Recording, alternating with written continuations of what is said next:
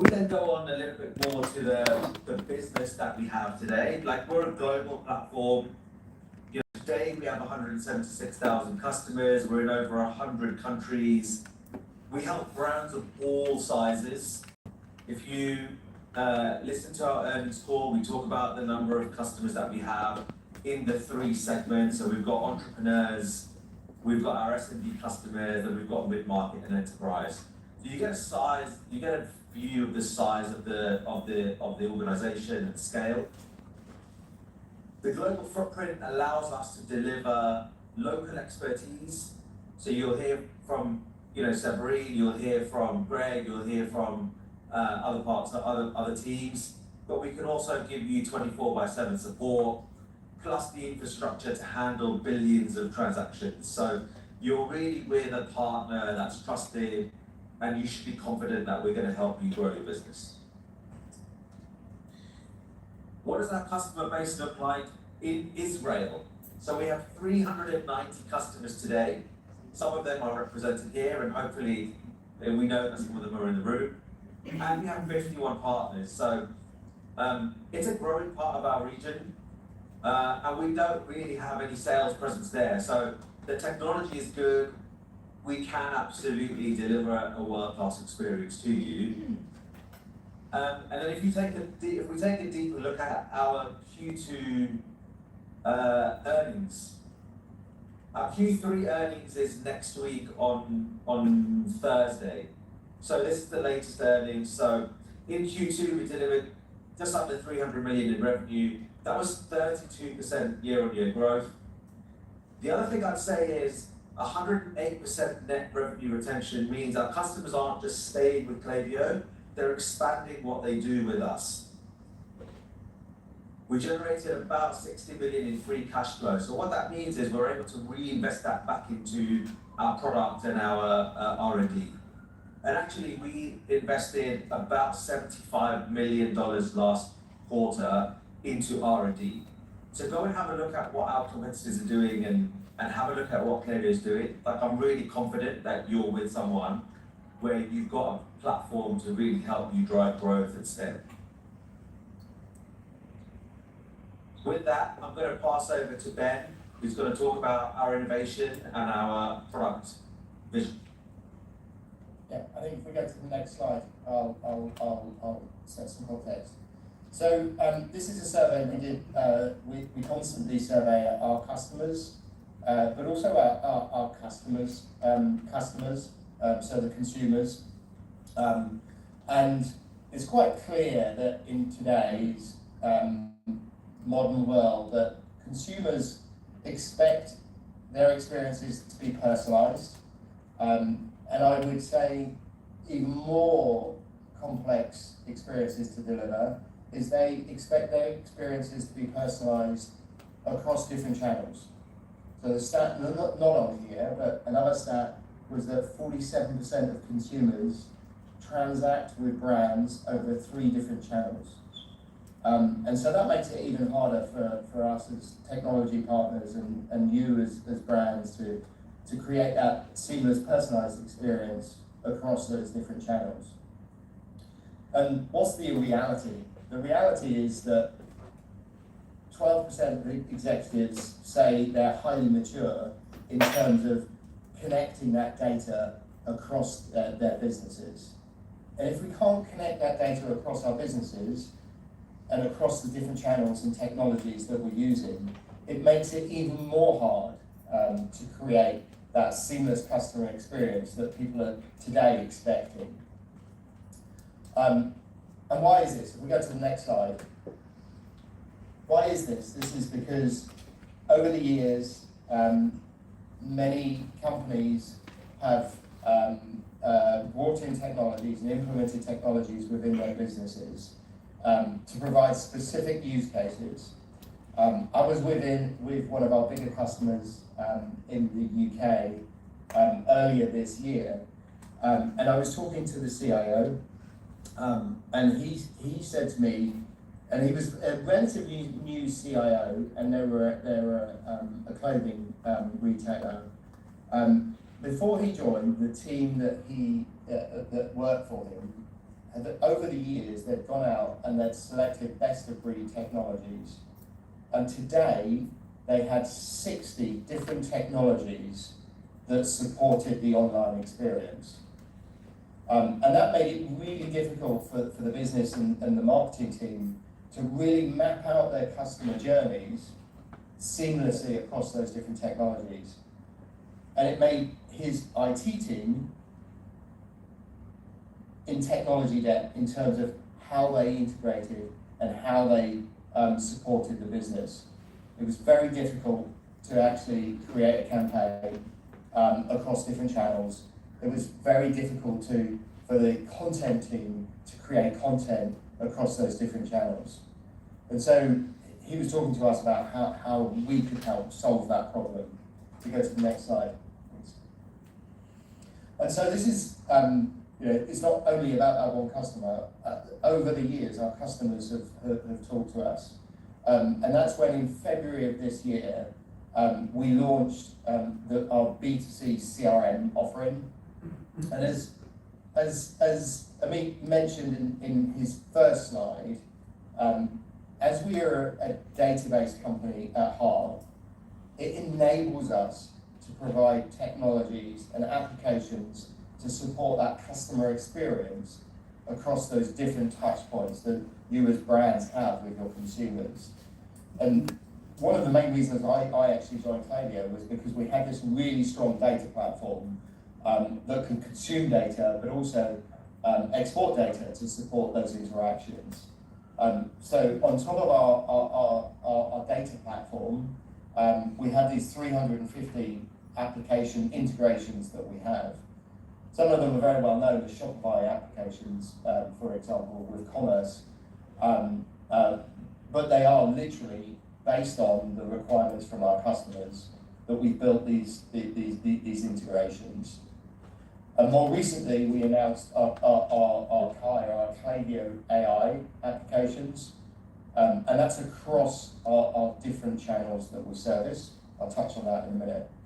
And then on top of the platform, we are creating 3 different pillars of applications. Firstly, marketing, which includes the email, SMS, WhatsApp. Service, which is our new product, and I'll touch on that in a minute.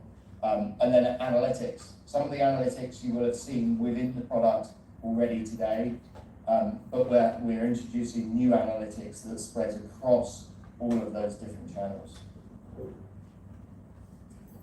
Last slide, and I'll be handing over to Greg.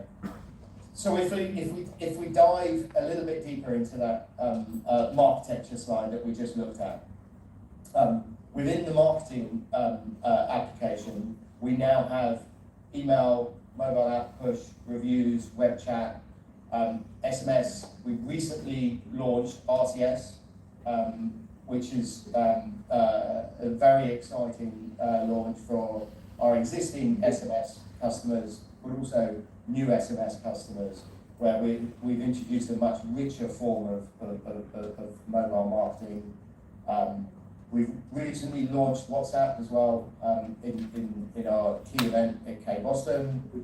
And so that forms the marketing pillar. Recently we also launched the service pillar. And within the service pillar, we have Customer Hub, which is a super easy to implement, but also great user experience for people that wanted to go and have a look at accounts and orders on websites. We also introduced a help desk application that helps you service your clients. And again, this is all based on the same data platform, so that the service applications and our customer agent, which is part of our Klaviyo AI or our Kai, is all using the same data, the same commerce data, the same interaction data, the same marketing data to enable services to your customers. And then the third element of the service product is the customer agent. So it's an AI agent that enables you to create great customer experiences and answer any queries that your customers have. And then within analytics, obviously we will provide analytics across the wider suite. I'm sure Greg will go into some of these details in the roadmap session. And the final slide, this is what we want to provide capabilities for you to provide to your customers. So by having the data all in one place and integrating across those different applications that serve the e-commerce experience that you provide, we will enable that seamless experience using data across the different channels. Thank you very much. Thanks, Ben.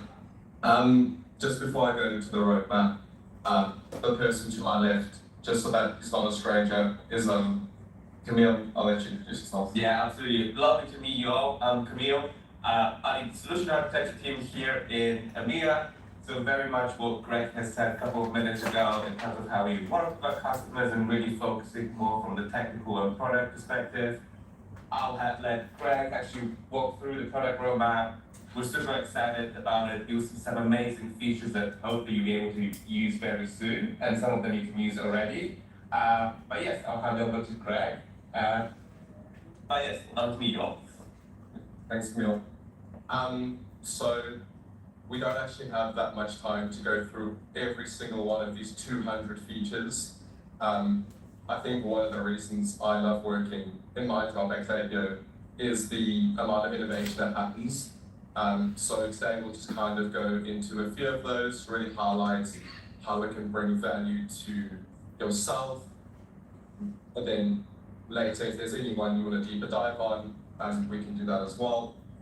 I think, as Ben was mentioning, there's a couple different pillars we want to really go into today. So autonomous marketing, omnichannel and analytics, service as a revenue driver, and the modern data platform. Just to take a moment before we go into these, I just want to explain why this is so important. So as Amit mentioned, we did start as a data platform. As everyone knows, good data means good AI. From good AI, you get good recommendations. And if you have those, it means you can really power personalized marketing. So that's the whole idea. The reason we brought service into it is because we really want to use service as an opportunity to drive revenue and not as a cost center. And the way we want to do that is we want to break the idea of this customer portal of what it used to be, so separate from the buyer journey, and we actually want to bring service into the buyer journey. So being able to see it more as a shopping assistant versus a place for you to go and look at the frequently asked questions or where your order is.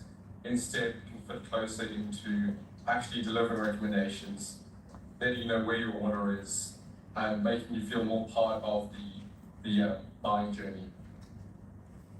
So if we look deep into marketing, there's a couple of things we're going to cover today.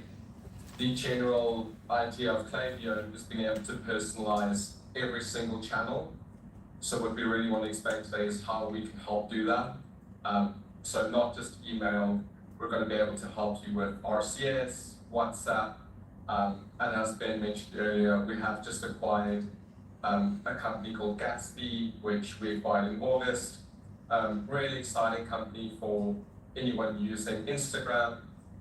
You're able to grow your list using Gatsby, and soon you'll be able to do even more things with that. So being able to see and respond to DMs, so direct messages via Instagram, but also being able to see how people tag your brand. So really bringing social into Klaviyo as well.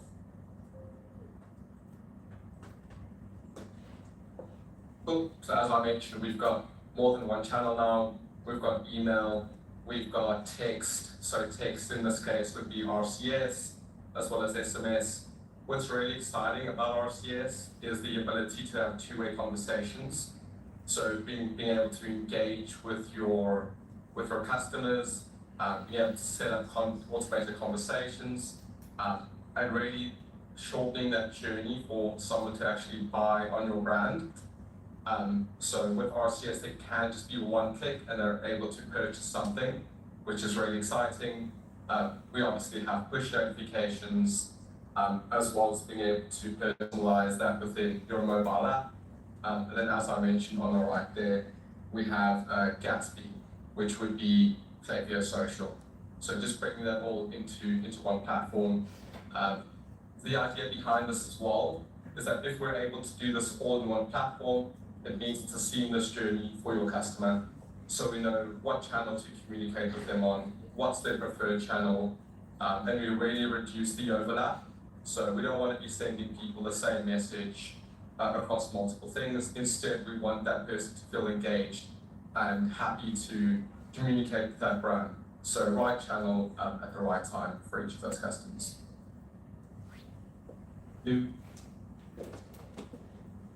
Cool. So if we concentrate just a bit on that idea of omni-channel and how that works.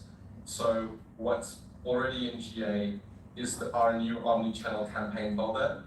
And what this is it's a place for you to build out your campaigns across multiple segments, but also across multiple channels. So any channel you have integrated with Klaviyo, you'll be able to use that channel within one campaign builder. And it just makes it easier for you to plan your campaigns going forward and to plan which channel is sent to which segment. And going forward, we're going to be releasing more things within the campaign builder. So bringing channel affinity in. So what channel affinity is we are able to predict what channel people are engaging with. So if someone's preferred channel is email or SMS, we can actually understand that by looking at their engagement data. We can then use that in our campaigns to make sure that people are being communicated with on their preferred channel. So that's something that we'll be bringing into the campaign builder. Channel affinity is already available within Flows if you did want to test it out. I'd recommend doing that. Other things we're going to be bringing in is exit conditions, conditional splits, and then reporting for the campaign builder. Cool. Next is WhatsApp. So this one is very exciting for myself just because I'm from South Africa, which is a country that WhatsApp is really, really big in. So I think I was really excited about this release just because I know it's a channel that can be used differently to other channels, and people should use it differently. I think it's something that if used properly, we can really interact with people and help them across that buying journey. So I think when we think about WhatsApp, we need to think of it more as something we can use within marketing, transactional, but also within service. And the reason that is once somebody starts to reply to our WhatsApp, there's a window that opens that we can communicate with them, which is really helpful. So if you use WhatsApp within help desk, it means we can actually chat with people as they start to interact with that thread in WhatsApp. Also, you can do really cool things like rich media, so sending images and carousels, as well as having a buy now button within WhatsApp. So not only have we introduced this channel, I also see it as a different channel to RCS and SMS, just in the perception people have of WhatsApp and how they use it with their brand.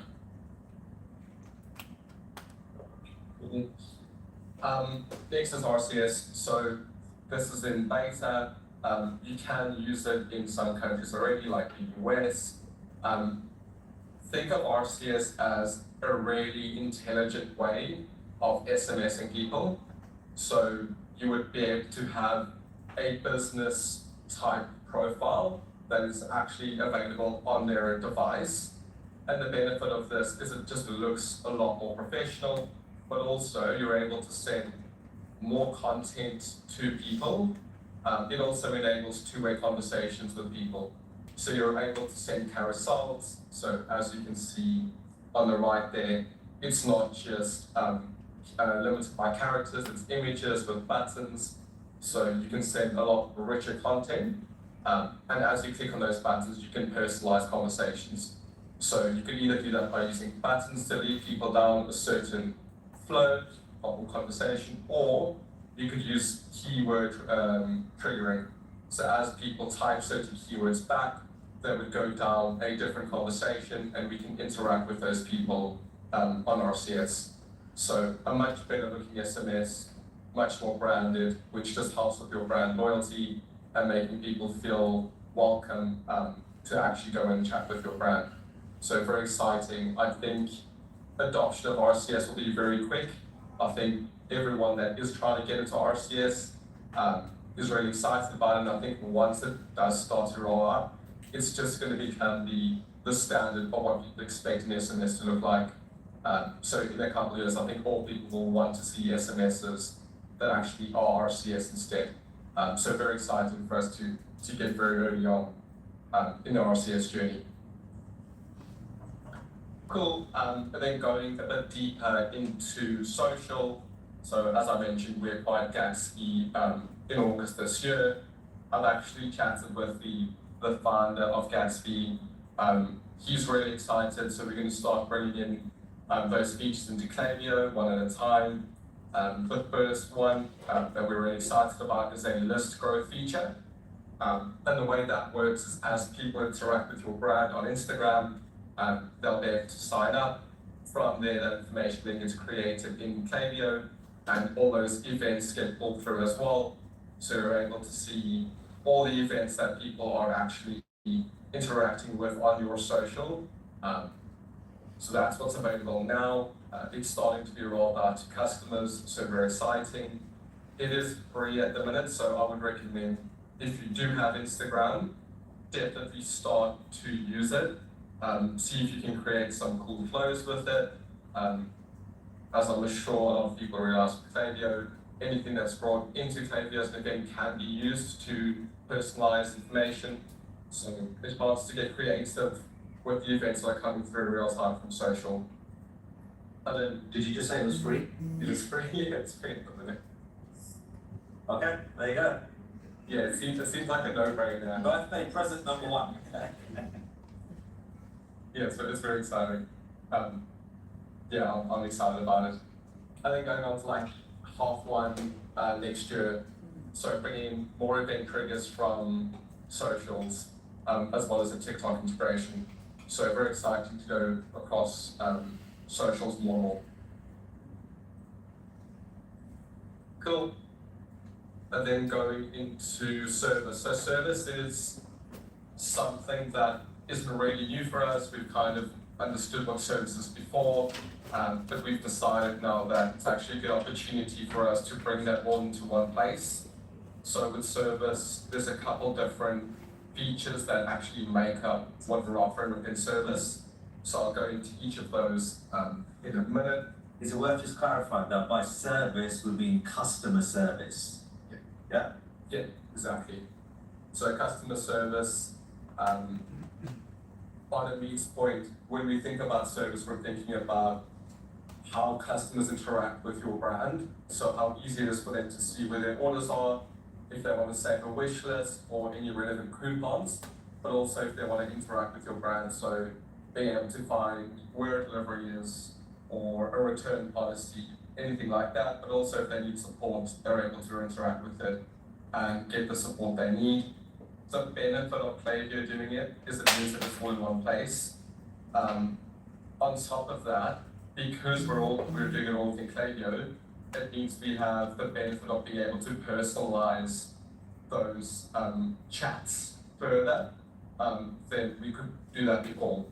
And that really helps with the customer agent, but also with the customer hub that's on site, because not only are we able to customize that customer hub with personalized recommendations and coupons, but also everything that's clicked on within Customer Hub is then tracked in Klaviyo.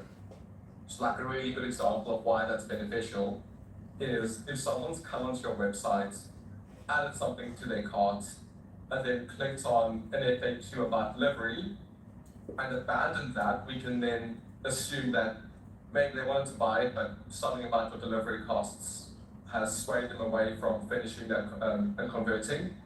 At that point, maybe we want to start a flow that says we want to find people who have abandoned their cart and clicked on an FAQ about delivery.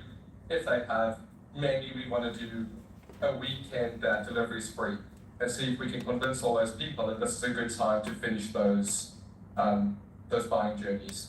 That's just one way. Everything that can be clicked in Customer Hub is tracked. So I'm sure as more and more people interact with it, we'll find more ways that people can use it to actually help drive revenue from it, instead of it just being a cost center as it was once perceived before. Yeah, maybe if I add a little bit of color around that. So the way that my head works is, I think of this as if let's say, for example, I send an email out and it's the best designed email and I've won an award for it, right? And it's so good that customers are acting upon that email, right? They're buying the products. But there's been some challenge perhaps with delivery, right? So nothing to do with, the organization that I'm engaging with, but there's been some challenges with the delivery quality. I then go to, either a service agent, or I call your customer service team, or I talk to, a chatbot, or I talk to one of your agents. The quality of that email and the design of it and the fact that we won an award and it drove a lot of conversion, at that point doesn't matter, right? Because that activity's already happened. I'm stuck at the customer service level now. Now, at the customer service level, we assume that everyone is going to give a really high service experience. But I think the reason that we've invested in service is twofold. Number one, we have all the rich contextual data about the individual that's engaging with that service person, right? We know whether they're a VIP. We know whether they're only buying for the first time. So we can adjust our tone to match exactly what that situation is. So as marketers or as people running your business, the way you engage with customers doesn't only start and end with the channel that you communicate with them, right? Service should be seen as a channel, and as we explained, right? Over the years, customer service has always been seen as a bit of a cost center. Actually, I think we can make that into a revenue driver. So that's the reason that we're investing in this. But maybe just a different way of putting that example together. And we will take questions. We'll wait for Greg's session to finish, and then I'm hoping that you're going to have your hands up and we'll ask questions. Yeah. Cool. Thanks, Meet. On this slide, I think the things that we want to highlight is the different areas that our case service actually has within that one feature. So we've got conversations, so that's using AI to guide people. The idea around this is to help resolve tickets faster using AI, so to help reduce the amount of work your customer service team needs to do. Obviously, if there needs to be a handover at some point that is part of the agent, so you can hand that over to a help desk. That's completely configurable, and you can set that up based on your business. Next, we have the customer hub, which is the on-site personal shopping assistant, which we can have a look at soon. And the last one is a unified inbox. So every channel that is integrated with Klaviyo, people can use that to respond to these customer service inquiries. Amazing. Cool. So on your left there, you have a view of a web chat with a customer agent enabled. So that is actually somebody chatting with AI, and AI pushing back recommendations for that customer. The one next to it is also our customer agent. This is our way of showing AI being able to respond to someone on where their order is, which is really helpful as well. And then the last is our help desk. So in this case, maybe someone's looked at a product, decided to buy that recommendation, they then start to track that recommendation and where that order is. Maybe at some point they feel that they want to speak to a customer service representative. So they ask the AI, thank you for that information you've given. Could I be passed on to someone who has more details? At that point, we'd pass it over to the help desk, which is on the right. And as people respond to that help desk, it would go to whichever channel has been integrated to Klaviyo. So responding via email, SMS, WhatsApp, can all be done from one inbox. So just making it a lot easier for your team to respond to customer service inquiries from one place. Cool. That is our customer hub, which is that pop-up window that is on the right. It can look completely up to you, and it's really easy to get installed. It's just a couple of clicks and it will automatically be added to your website. It shows up as a little icon in the bottom right or as a little icon in the top right, and as you click on it, it expands. There's different tabs to it. I'm not going to go through each of them, but the main idea is it's your personalized shopping assistant, and it helps mainly for two reasons. If somebody hasn't signed in, we're able to catch all the information about them, maybe entice them to subscribe to your list by having specific coupons or a welcome coupon. If they've signed in, it would be a different experience. We'd be able to show them the coupons available to them, show them what they've viewed as well as their orders, and be able to chat with the agent. This is in GA, so it can be used already. The customer hub is also available in a few languages. So depending on what language you want to use it in, you can toggle between different languages. Cool. I'll just touch on this one because I think we've already spoken about it. This is the unified inbox, which is our help desk. So one place for you to manage all those help desk tickets as they come in. Really useful just because it's every single channel in one place. So your customer service team just needs to go to one place to be able to respond to those people. And as tickets are closed, all that information will be updated on Klaviyo profiles. So it makes it easier to communicate with people, but also know who has a ticket open. Maybe it's important we see what their ticket is before including them in the flow. So really making sure we're thinking about how we communicate with people. Stop here, you just need some questions. Here we can do. Does anyone have any questions? Anything for Greg, anything for Ben or Amit from any of the discussions or anything that they've shown you? Do you have a two-way conversation AI for SMS? Do you have AI agent for us? Yes, so I can answer it. So the way it works, and I think we try to show it on the graph, so we have our AI agent, and the way it works, they can have different channels that can communicate through it, right? So whether it's through SMS, for example, whether it's through WhatsApp, whether it's through web.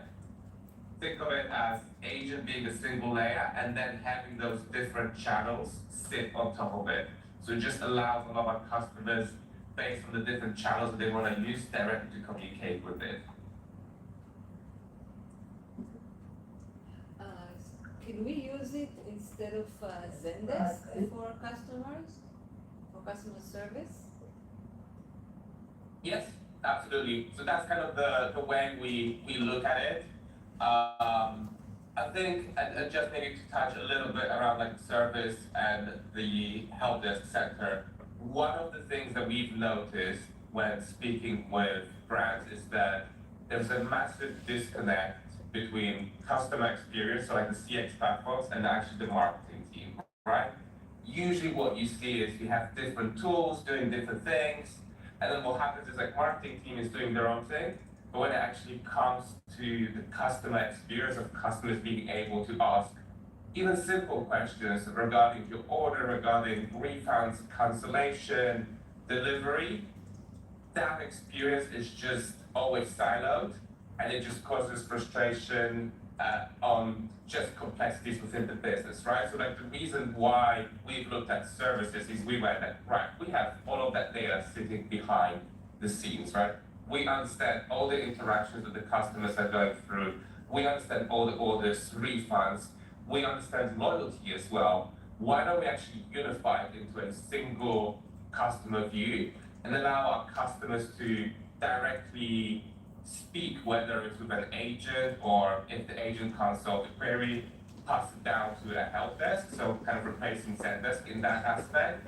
But at the same time, within the help desk Klaviyo solution, have the visibility over all the information about the customer, right? And from that perspective, it just makes the unified journey a lot smoother. So I guess this is like a long way of answering your question. The answer is yes, but I just want to give a little bit more color to it as well. Quick question for the left. Can you please elaborate a little bit about the integration with Gatsby? As you mentioned, like a free integration, and it might add value from the ads acquisition part. So thank you, Greg. You looked at it. Yeah, so what exactly about that integration with Gatsby is your question? Yeah, so how can you integrate and what's the value out of it? What is it? So, yeah. And what is it? Yeah, here someone asks, what is it? Yeah.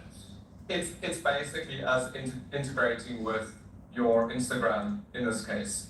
And how it works is somebody would maybe DM your brand, and then there would be like an auto response saying, oh, I thank you for your interest. Would you like to join our reward system? And then from that point, that profile would be created in Klaviyo. The reason it brings value is it means that you can grow your list in Klaviyo from socials. So we chat with a lot of brands that have millions of Instagram followers, but that activity is not actually showing in their Klaviyo accounts. So this gives the opportunity for them to grow their subscriber list using Instagram. So that's what's available now. Going forward, it will be things like tagging your brand. So as people collaborate with other brands, you might do like a giveaway and say, oh, if you tag our brand in your post, you could win something. We can then we will be able to collect that information as well. So going into like influencer marketing, collab marketing as well. Also being able to chat with people. So on the roadmap, people will be able to have conversations on Instagram. That will be a channel that we'll support as well. And then TikTok integration in the new year as well. So it's not just the channel, it's also the aspect of growing your list in Klaviyo from the people you interact with on Instagram. So if I'm taking what you're saying for a second, between Gatsby and between the hub, basically it's a new way of loyalty. Right? Sorry, I missed that. I'm saying it's a bit overlapping with all the loyalty. Gatsby and the hub, so you basically have a loyalty. A loyalty. A loyalty. Loyalty. Yeah. Yes, sorry. In a way. Yeah, so I think that, so it's I would say it's still a little bit different. I think this is more around growing your list and capturing that data from, like Greg mentioned, from additional channels like Instagram. And with Customer Hub, it's very much around like personalization and actually, again, being able to use the data that sits within Klaviyo to do almost on-site personalization, right? We know that every single customer is differently, and when you land on the website, I want to have the ability to simply log into my account and actually see, as you mentioned, maybe all the different loyalty points. I want to be able to see all the different recommendations of products based on what I've purchased in the past.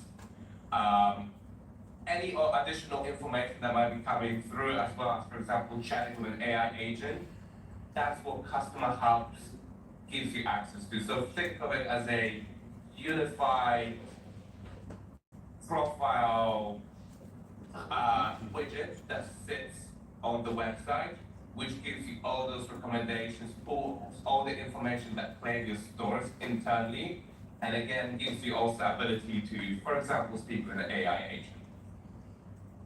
So similar, I understand where you're kind of coming from, but it is also different to loyalty. I think when we think about it though, like it's not a loyalty program, but all of these elements and capabilities that you can use in Klaviyo drive loyalty.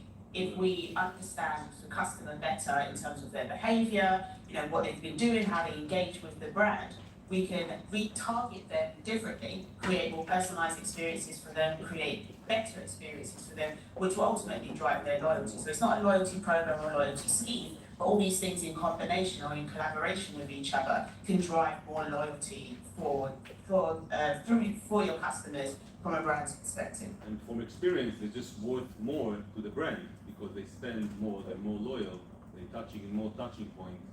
So they probably worth more to the brand as a customer.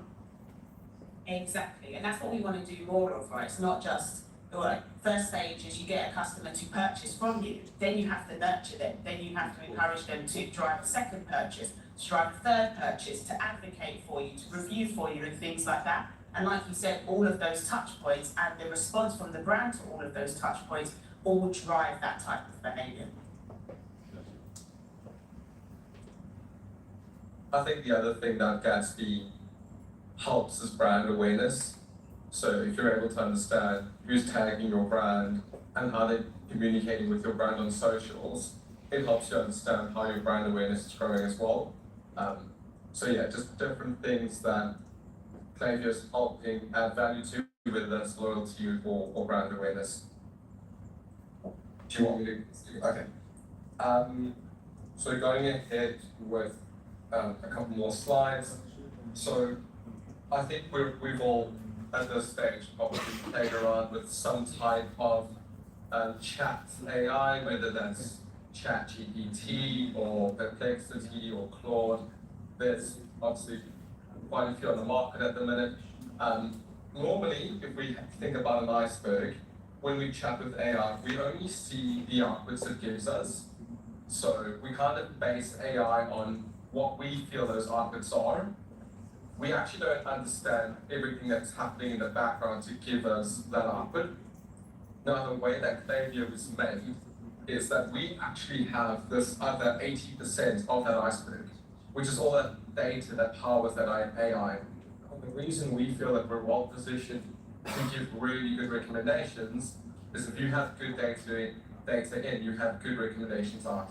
So the only way to really power AI and make sure that those recommendations are pure and as close as possible is having all this data below. So just, I think a good way to understand that is just having that iceberg. And diving deeper into how we see AI going forward. So with AI in a couple different ways in Klaviyo. So the first way is predictive analytics. So this is looking at buyer behavior and buyer patterns. From there, we can think about CLV predictions, their churn risk, as well as predicting what we think someone will buy in their next order based on their click tail, but also things they bought. So that's our first step into using AI, and all those analytics can be used within Klaviyo. So if you wanted to send a campaign with recommending the next best product to people, that's a powerful way to try and increase your AOV or cross-sell. The same as when we think about churn risk, do we maybe want to try avoid churn risk by sending people who are about to churn a discount? So just thinking about, we bring these things to life, and then from there, you can use them to help drive your business values. The next step is a more AI-assisted orchestration. By this, what we mean is we want to help you decide what's a good flow, what does a good campaign look like, what does a good segment look like, and really help you make those segments. So instead of having to just use if statements to build out that segment, you could prompt our AI the same way you would ChatGPT and say, build me a segment that looks for people who have placed orders within a year at this value and used to be a champion. And maybe with that segment, you want to find people who were champions last year, they have stopped placing as many orders, and this year have fallen out of that RFM group. We help you make those segments by using AI. And that type of AI is across multiple features within Klaviyo. So we've released a subject builder, so being able to build subject lines, being able to build images within campaigns, so really reducing the amount of time to actually get good content built. And that all sits in the AI-assisted bracket. But then going forward and where we really see Klaviyo going is towards agentic or autonomous AI. And the idea behind that is actually helping you build everything out to the point that you can then decide what you want to use. So not only are we going to recommend to you what flow to build, we're going to help you build that flow, help you build the content, and then you can decide which of those ideas you want to use. And we might say you have a lot of people going from the champion group into a risk group. You might want to use this segment and this flow to go and re-engage those people. And these are how we think the emails should look for your brand. And we're able to actually pull that from your brand's website and build those emails for you. So that's the direction that Klaviyo is starting to grow in. So as I mentioned, we have quite a few things under predictive AI, channel affinity as we spoke about earlier. The main one I want to mention on this slide is the smart send time. So not only sending the right information to people, but also making sure we send it at the right time. And the vision for this is being able to generate all that personalized content for you, using channel affinity to find the right channel that someone wants to receive it on, then prioritizing that queue of messages for that specific person, and thinking when we want to send those things.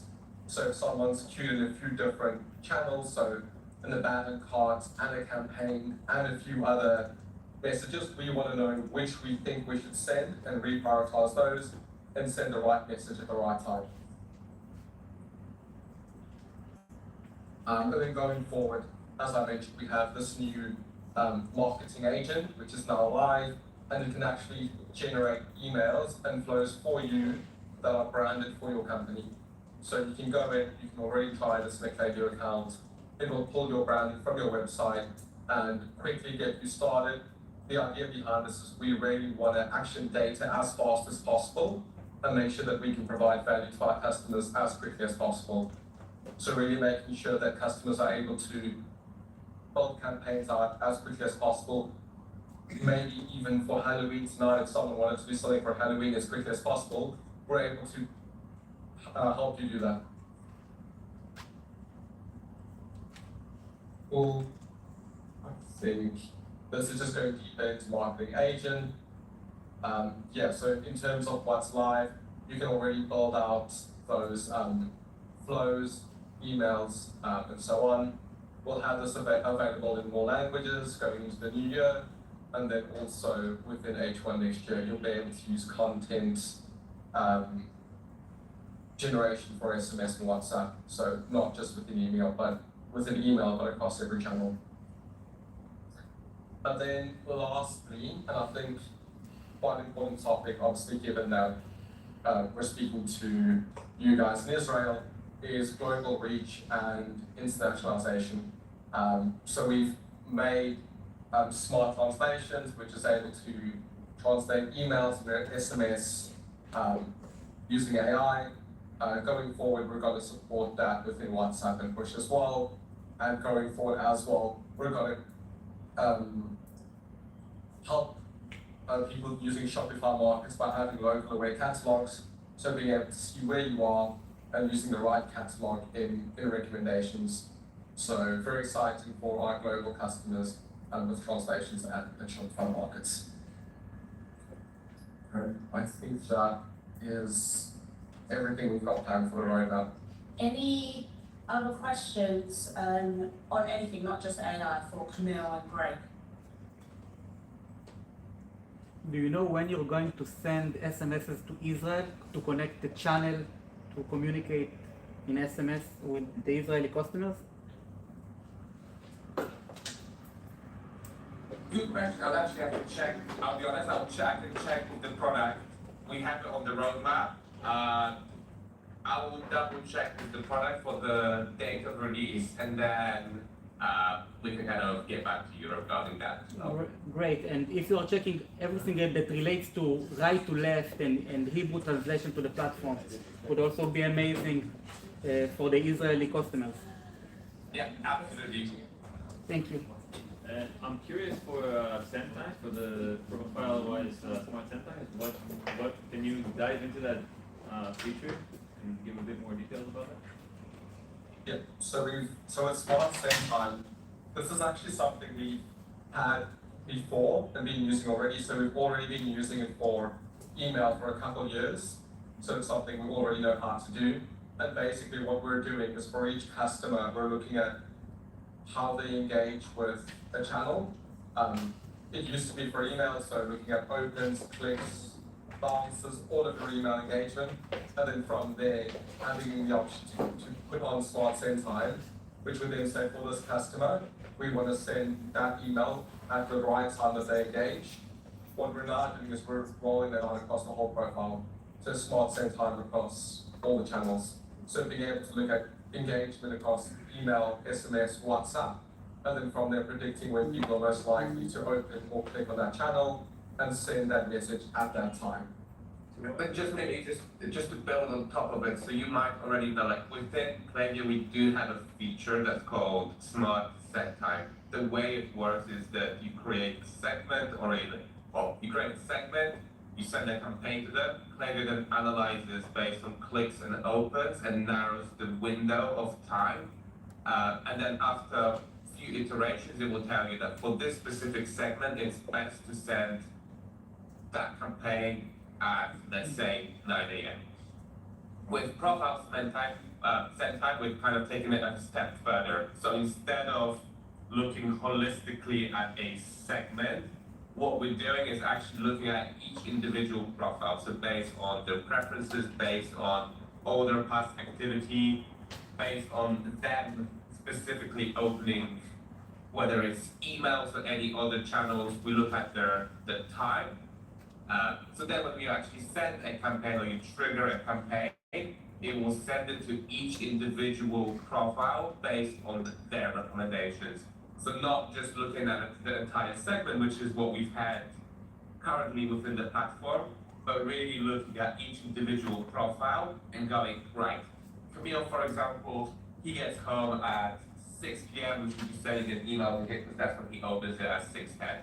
Or someone like Greg might also be in the same segment. His behavior is totally different. He probably checks his emails in the morning, so maybe the best time to send it is at 7 a.m. So it's really just taking that approach and going, right, for each individual user, we'll send it at a different time. Are you working on something to also check how often they open? So like to adapt smart sending for flows. So if someone opens an email you see every 2 days, you can send a flow that the emails will be spread out every 2 days to them. Yes, so that's something that we're kind of working on and looking. So we're looking at the profile split Smart Send Time for now, just to see how that behaves and how customers implement it. And afterwards, the next iteration will be actually, like you mentioned, taking it a step further as well. So instead of, for example, using it within campaigns, how do we start using that within flows as well? So instead of having those static time delays, can we take it a step further as well? And as you've mentioned, based on interactions within automations as well, can we actually utilize the same logic within it as well?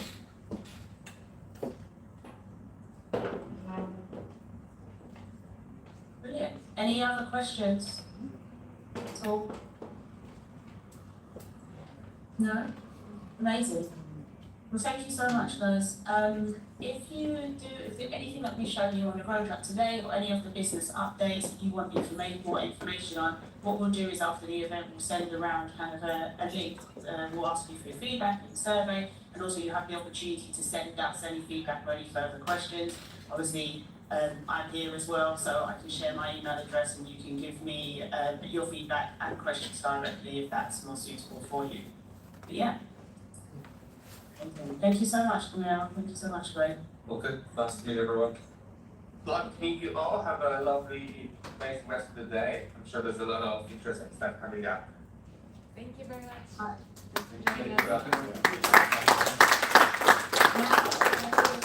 Some of you guys. So I can see, I think that the chairs have been set up. If I can ask Amitai, Becca, and Adir to come for a customer panel. Amazing. Well, that was a handful. So Hi, everybody. So it's amazing to have all Klaviyo practitioners like this in Israel. I think maybe it's the first time. We're all people working in Klaviyo in the trenches every day. We're here today, and in this session we're going to hear from some of the brands that are doing it and doing it well, and try to hear some of their secret sauce, what they're doing. Hopefully we'll gain some insight from this for everyone. If you want So, it will be easier. Not a problem. So I'll start with I'm Amitai.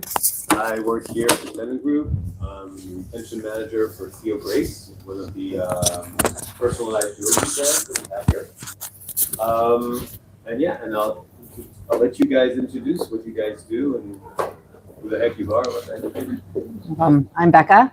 I'm the Director of Retention and Loyalty at Mealy's.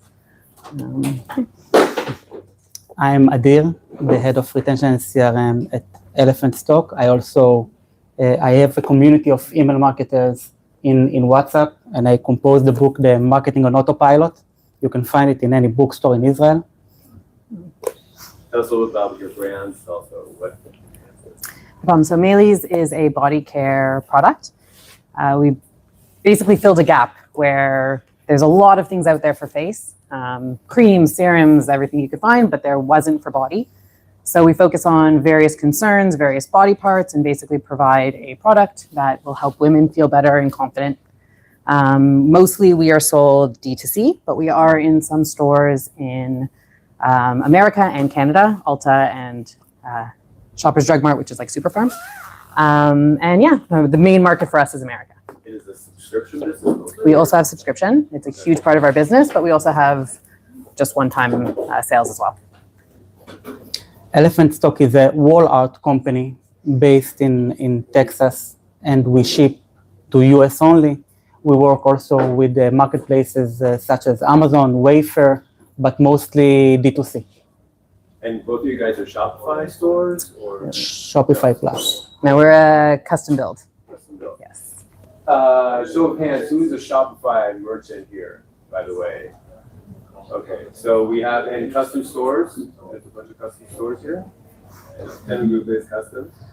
So it's great to see a mix. I don't know about in UK, I don't know about this, the new tools that you were looking at, the AI tools. Is it also like off of Shopify as well available? But it's definitely something that is always kind of like Klaviyo on Shopify and off Shopify is a little bit of a different beast. Cool. So I'll start off talking about from top of the funnel kind of acquisition, and we'll go down kind of that way. So what are the acquisition strategies that have been most effective for you guys to increase your list? And you don't have to divert information that you don't want, but how approximately how big is your list maybe, and how have you been able to grow it? At Mealy's, we're very, very heavy on acquisition. So lots of people are coming into our site, which is amazing. But doesn't always mean we get their emails and their SMS. So we're constantly testing different parts of the funnel in order to get the emails and the SMS so we can later convert them into customers. We currently have tests on our checkout and on the thank you page, where we basically are asking people at the last minute, subscribe to SMS and email. We also do lots of tests with Klaviyo pop-up. We currently stopped one that was quite successful that instead of kind of bombarding somebody with what's your email and SMS the second you get to a site, it actually said, what's the concern that you're here for? And then after that, we followed up with, if you want information, we will then send you, we'll get your emails, and we can then follow up with a flow, which we did, with dedicated information about that concern and the products that would help. We actually only turned it off because now we have a Black Friday one where we're trying to get more email and SMS sign up for an early access to Black Friday. So it's like a question, like a short question here and then. Yes. And you do SMS and email together? We do. If we have somebody's email, we just do SMS. We also test when we pop it, but yeah, constant testing. I've learned that I'm trying to avoid complexing things. right in the beginning, I have a disclaimer. I worked for 2 years at MyList. I started it. I made the shift from other platforms to Klaviyo. Thank you. Thank them. To Klaviyo. By the way, with API, it was like 3 months of a nightmare to do the connection of the API, but it was made successfully by the tech team. So I try not to complex things. So I'm popping the pop-up right in front of the face with the discount. I'm telling them, here, I know that you want to buy, here's the discount and the teaser. And every time with any management, they told me, oh, it's too robust, we are bombarding the customers, make 10 seconds off. Then make it like 1 page afterwards.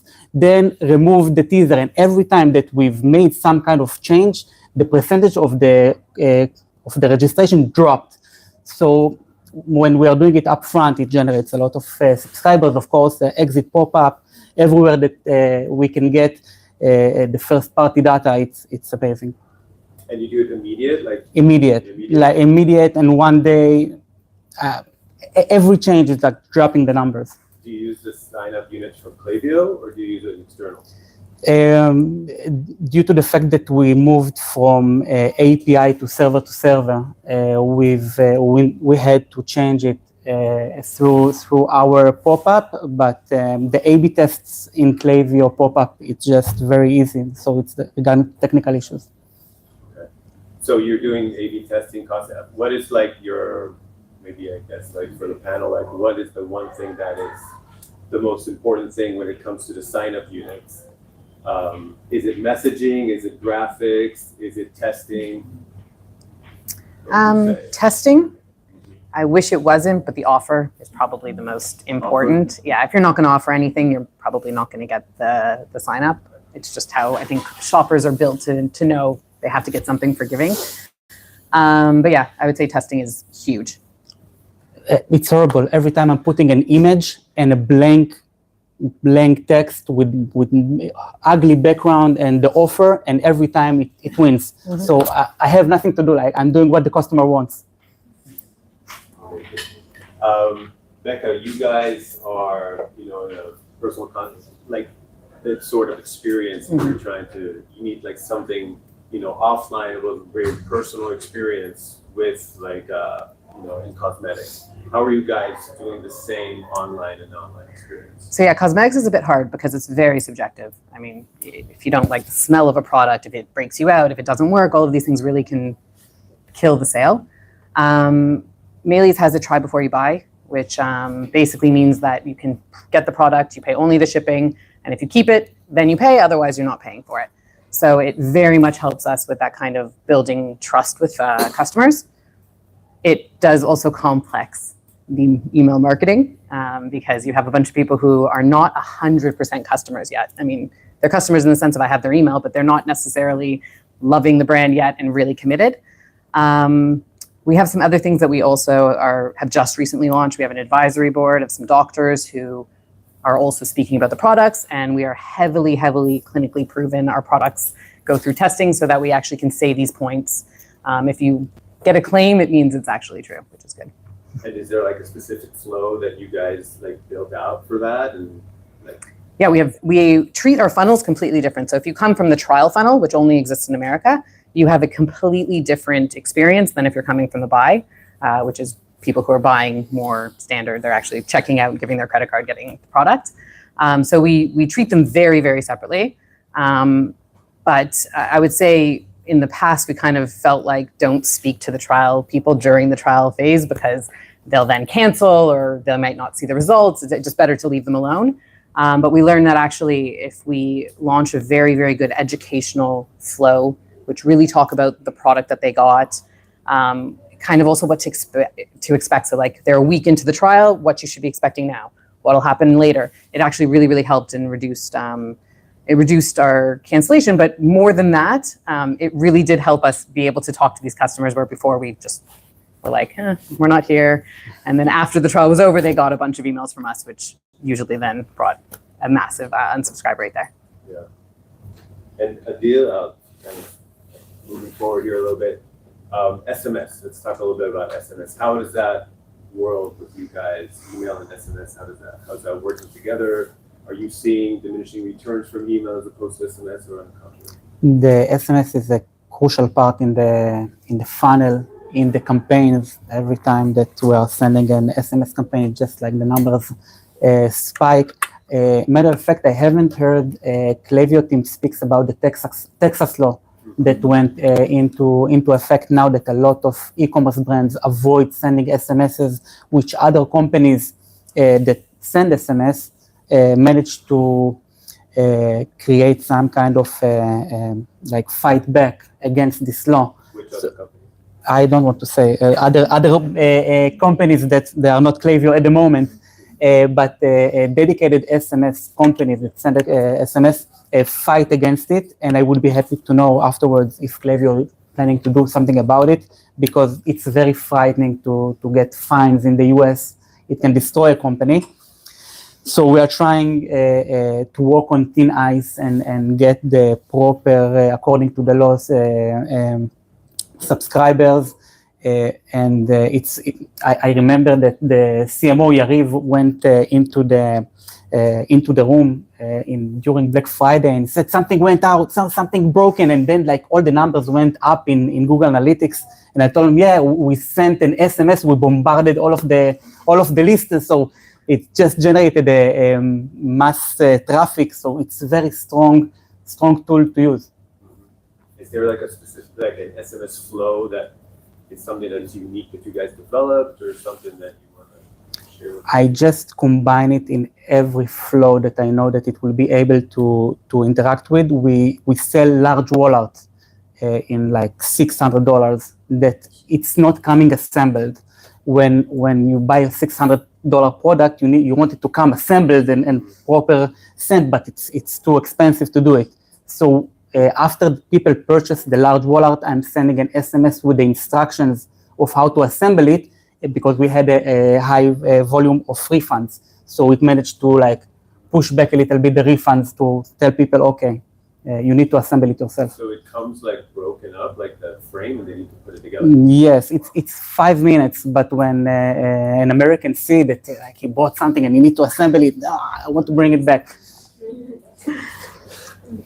Okay. Okay, to both of you guys, let's talk a little bit about metrics that you guys are following. When do you know that one of the, there's a give and take with email. You can't just bombard a list, because then your deliverability is going to tank. That's the real cost, I guess, of email, sending email today. What is the metrics that you guys follow, and that you know that your list is right now is in a healthy state? What are some of the tools that maybe that you guys use for that as well? You can go first. We can go first this time. No problem.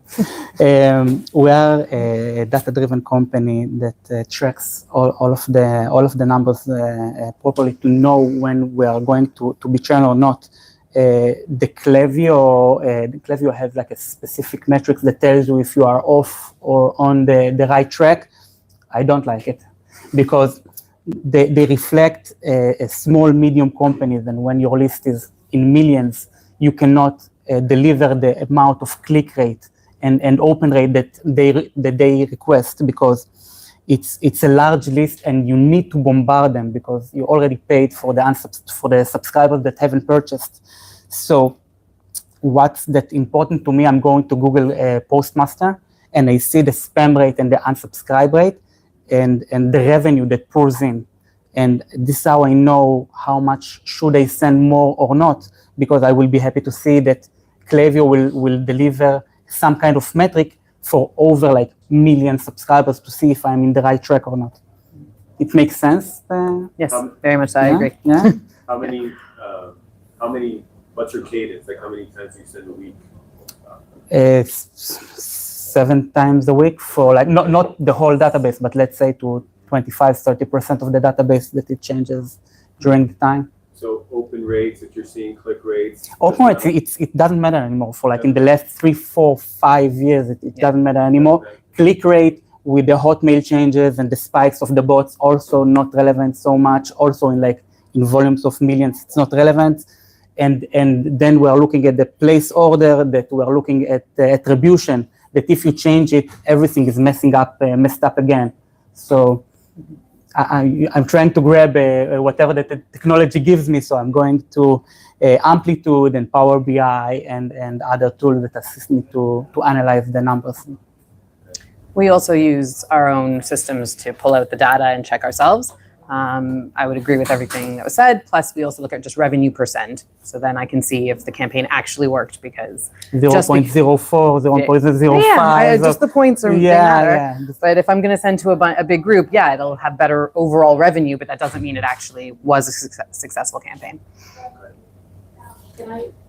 Go ahead. Yeah, absolutely. What are your sends like? Just like on a regular Tuesday, not Black Friday. Like, how big is your list? Big. It depends on which segment you're talking about. People who are probably going to actually convert, it's tens of thousands, but we send to often more a bigger list that we don't expect that they will actually convert this time, but they might in 3 more emails. We tried to massively reduce the amount of sendings that we had, thinking that we were spamming, we were overdoing it, and it actually killed our revenue. And it hurt me because I thought, no, we'll be smart. We'll really get into the details of who's actually clicking, how often we should send. No, we send a lot, but we know that over the whole month, it will bring us what we need. Each send individually, like you said, 0 point, the points are what you're kind of checking. You don't have to approve it, but I will pull a number of 50% of all the data over 1 million, will be unsubscribed or will get removed due to inactivity. When you go to 1, 2, 3 million, 50% of the data is gone. So this is one number, and I'm giving my subscribers 2 options. They can either purchase or unsubscribe. I will do anything that I can regarding to everything that is legal to bombard them and force them to purchase because I already paid for them. So they need to purchase to that I will get back my positive ROAS. Aren't you worried though that you bombard too much your reputation, inbox? It's not relevant. I'm looking at Postmaster. If the Postmaster tells me, if Google itself tells me, Adir, you are okay, and the spam rate is okay, and the unsubscribe rate is okay, and it's to people who haven't purchased from me yet, come on, what can I lose here? So you're looking at domain reputation through Domain reputation, spam rate, everything that in the Postmaster second version. And how do you know that you're not in spam? Is there something that you follow that to make sure that you're not in your deliverability is high? I have red flags regarding to click rate and regarding to revenue. I do have the red flags that change enormously. I used to come from the gaming industry, the Forex industry, and then I fought with IPs and domains, and it's crazy. They burned all the time. In e-commerce, it's it's easy game. I also came from gaming, so I know. Yeah. So. Are you measuring the success of a campaign only by the campaign or the whole sequence of campaign and then flows come afterwards? Can you elaborate? For example, if you're sending a campaign, you're seeing the result of the campaign, but then maybe people who go, they go onto the website, and then some better campaigns send more people to the website and come back as inbounds. Are you looking at it as, specifically the success of a campaign or a failure of a campaign? Or is the whole sequence of, sent the campaign, then what are the results of the inbounds that are coming from flows, and do the summary of both? I'm going from micro to macro. I'm looking at the campaign. If something is getting flagged, I'm looking higher at the last week, and then higher to the month, and then higher to the quarter, and then I'm trying to see in a bird's eye what happened. And also I have 4 or 5 Gmail accounts that I'm getting sent daily to these accounts. If something going to spam, I'm immediately checking it, but not through tools like MX Tools. MX Tools? They have in the industry, they have tools that if you put your domain or IP, it can tell you if you are burned or not. These tools are horrible because they trigger to the spam cops if you are a spammer or not. So I'm checking it only internal with myself, and then I'm fixing it. I also had one time that an IP got burned and I went into spam. I thought it was because of the high volume, and then Klaviyo told me that they switched my IPs to like with a bad reputation IP, so they had to change it. So it's constant monitoring. For me, I look at campaigns, and then I'll look at flows, and then I look at the overall. So it's not necessarily one customer, and I'm looking at like their entire journey and how they got it.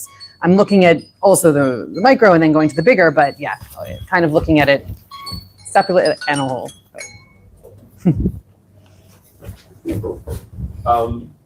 So going into flows a little bit, you guys have loyalty programs, reward programs in your system. Do you have like loyalty flows that you would recommend building, or think, I don't know if you have tiers in your flows or not, but if there's anything that's interesting, these are always very engaged customers. So we have loyalty. We're working with Yotpo for our loyalty. We actually are going through a massive rebranding of it and using another third party where we're actually going to gamify it a bit. So we're going to have some challenges for the customers to do. We're going to get them to post on social and kind of build us up that way, kind of create an ambassador program within our loyalty.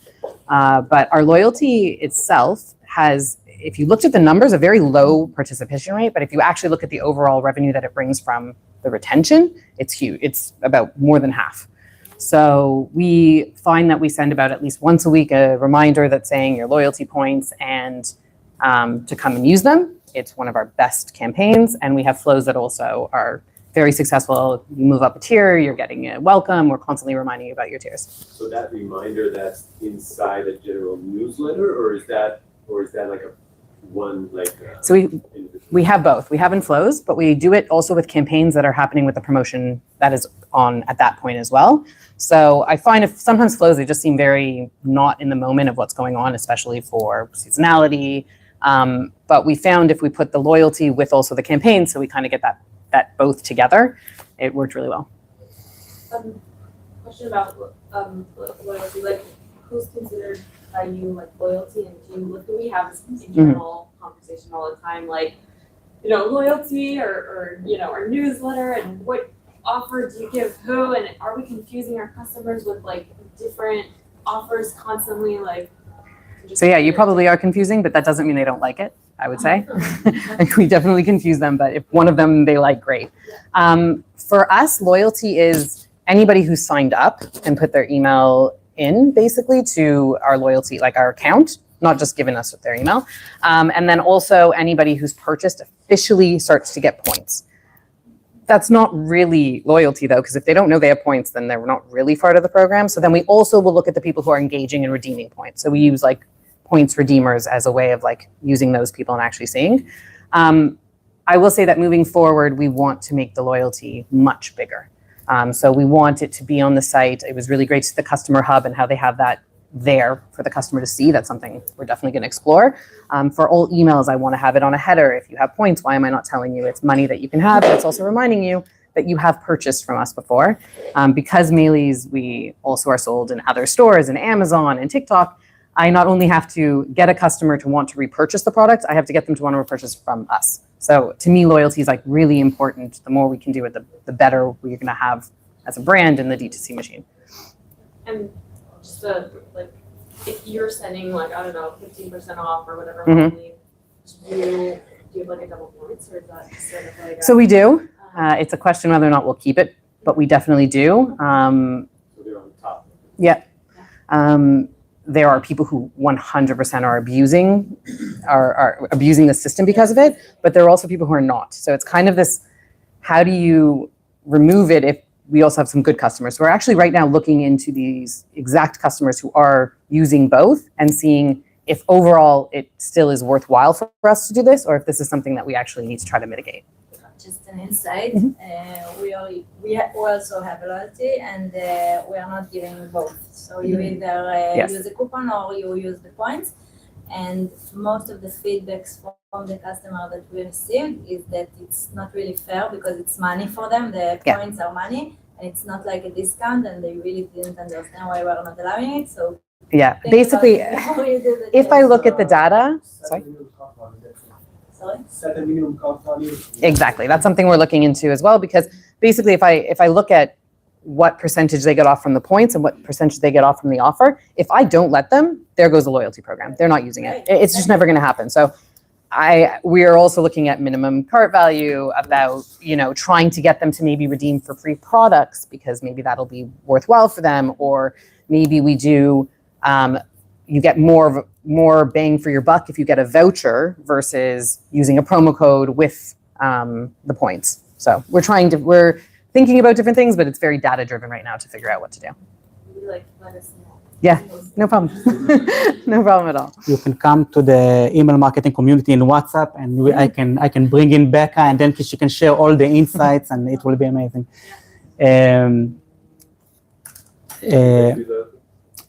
Okay, so it regards to the AOV of the product. For instance, if you buy a car now, that it's like extreme example, it costs like $50,000. And you will not buy another one very soon. So if you buy wall art, it's hard to convince someone to purchase another wall art right after that. So the loyalty is not that productive, because people are exploiting it and using it. Although we have the retention benchmark of pretty high in the industry of the home decor, but we have an art trade program that we don't need a platform for it. We're using HubSpot, and I established a sales team of 2 women that calls to interior designers and to construction workers and like everyone that in the home decor industry. And we give them specific discounts with specific coupon codes that only if they contact the salesperson, we generate a coupon code for them, and then they will be able to purchase. And we are giving them like the TLC, the tender love and care, with the interior designers from our side to tell them how to decorate it and what they should purchase. And it goes out very good, because this is like the retention that we are looking for. So you don't have. It's type it's a different type of B2B. Cool. I'm sorry, we have time for one more question. Okay, so I'll talk a little bit about segmentation. So we're trying to get a maximum coverage, right, of the account. Tell us a little bit about your segmentation. I know there's like different ways of doing it. How do you guys manage to cover all of the account in the different segments? If you want to get into details. A lot of testing, I would say. Most of our segmentation right now is based off of just what's happening on the site, the customer interacting with the site, as well as their purchasing. So how often they purchase, when they're purchasing, and what they're purchasing. I would love to go even more segmented. Right now, I think the biggest issue with that is just you go so segmented, and then you need a massive team to create all the different content for all the segmented. But I would say most of it is on purchasing and purchasing data that you have. It's the one that's going to bring you the most. Right now, we're trialing the marketing analytics of Klaviyo. So we have their RFM model, which is very interesting in a different way of doing things than we're used to. But yeah. Cool. And I'm telling my Ajit, the account manager, I'm telling him everything that is in beta, give it to me. I don't care if it's bad, if it's not good, if it's not boiled yet, give it to me. Everything that in Klaviyo, just push it. So they have an amazing tools. Regarding to the segmentation, I split it into 2. I have informative segmentation and I have standout segmentation. Regarding to the informative segmentation, it's how many emails do I have, how many purchases, non-buyers, how many active non-buyers and active purchases. So I have like a list of informative that I will be able to understand what's my data is talking about. And I have the standout segmentation, that it's the 90, 180, 365 that I'm sending them according to the proper amount of depends on the campaign and the time. And I'm going back to the complexity. As much as I manage to complex things, I manage to generate less revenue. As much as I overthinking it, I generate less revenue. It depends. I exclude it for like VIPs and like abandoned carts that I'm doing. Not only the flow, I'm taking like the abandoned carts and sending them specific campaigns. So I'm trying to like take the high level segmentation with like up to 10,000 subscribers, and I'm sending them like a dedicated email if it's worth it. Okay. I would agree with the complexity. Every time I've tried to add in more segments and more granular, I actually found it didn't bring back. One of the biggest things we did was actually remove the entire segment and dissolved it into the two main ones that we were doing, and then it ended up actually bringing more revenue. So it's horrible. You want to? Yeah. I want to work harder and to generate more revenue, but it's not working like that. Yep. So I guess one last question. Black Friday is around the corner. Yeah. Any recommendations to do or not to do before Black Friday? Bombard everyone. I think it's very important to make sure your offering is seamless. A lot of times there's flows that maybe get missed. And so where you think you have like this great flow, it's offering actually way less than what the rest of your site is saying. I think also every company now is just starting it earlier and earlier and earlier. So hidden surprises are nice to at least keep people engaged with what's going on. It's not the easiest. Definitely bombard. Just send as much as you can. It's the time to do it. We've been warming up our inboxes just so we can do it. And good luck to us all. Wait. How have you been like warming up your inboxes? What have you been doing differently? Slowly putting more people in. Okay. Yeah. Slowly and slowly so that you don't have this massive send that goes out and a bunch of people are spamming and all of that. So just slowly adding in, I'm making the segments larger and larger. And you're doing this each hour, or you're just like doing it from like? Just doing it. I've been doing Black Friday for a few years, so I just know to slowly do that. I have a rule of like once in a month, I'm sending to all of the data. Once in a month, we have a great event. Well. Mm-hmm. So yeah, so I allow Gmail to understand that I'm Elephant Stock and I'm sending this customer at least once a month. I have an hour-long Black Friday explanation of what I'm doing specifically. But if I will go to the bottom line, I have 2 points. Is one, it's prepare as early as I can, which I hear a lot of excuses why people cannot prepare as early as they can. It's the product. It's the company. Every time they have different excuses. But I prepare everything a month in advance with my team. I make sure that everything is scheduled, and then it's easier to look at it and then change things and then like push more events and more surprises inside because everything is already set up. The second thing is a lesson that I learned during the time in my list. It was a great school for me.